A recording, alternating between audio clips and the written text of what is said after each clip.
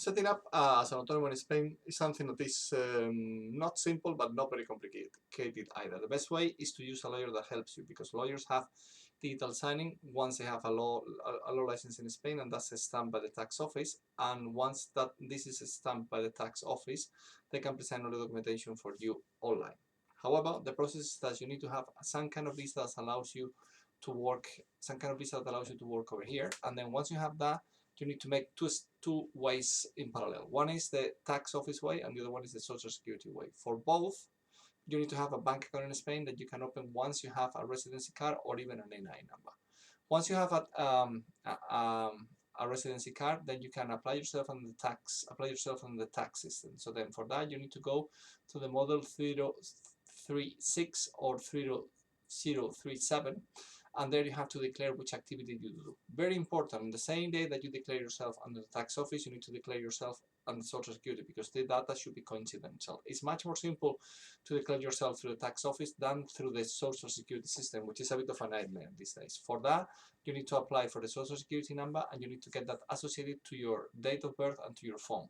Once that's done, it is necessary that your lawyer, with a digital signing accepted by the Social Security, send a code through the Social Security to your phone that you need to then give back to your lawyer, so then you get associated to his digital signing. So on the first day, he will put that the two of you up on the tax office and the Social Security system. If that's not done coincidental, you're going to have a problem, and you're going to have a fine and a tax or Social Security letter. Once that's done, then you have to present every 3 months, the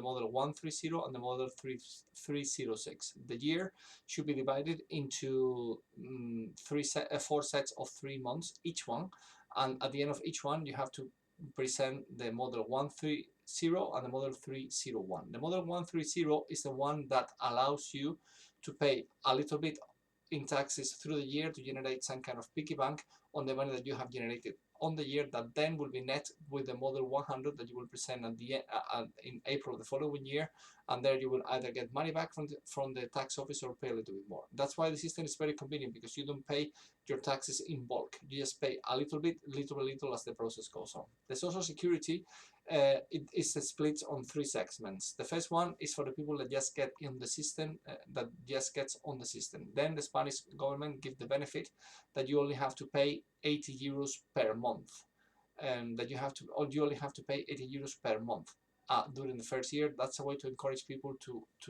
start contributing to the system. After that, you pay model 100. After that, on the second year, you pay 120, and then after that, on the third year, you pay 250 until when you are 65. Because when you are over 65 and you've been working more than 15 years, you get a payment of the government for around 1,000 euros a month as long as you're alive. And also the fact that you pay Social Security, and this is very interesting for USA mentality people, you get tax-free. You get public health service, which apparently is quite good, tax-free, and no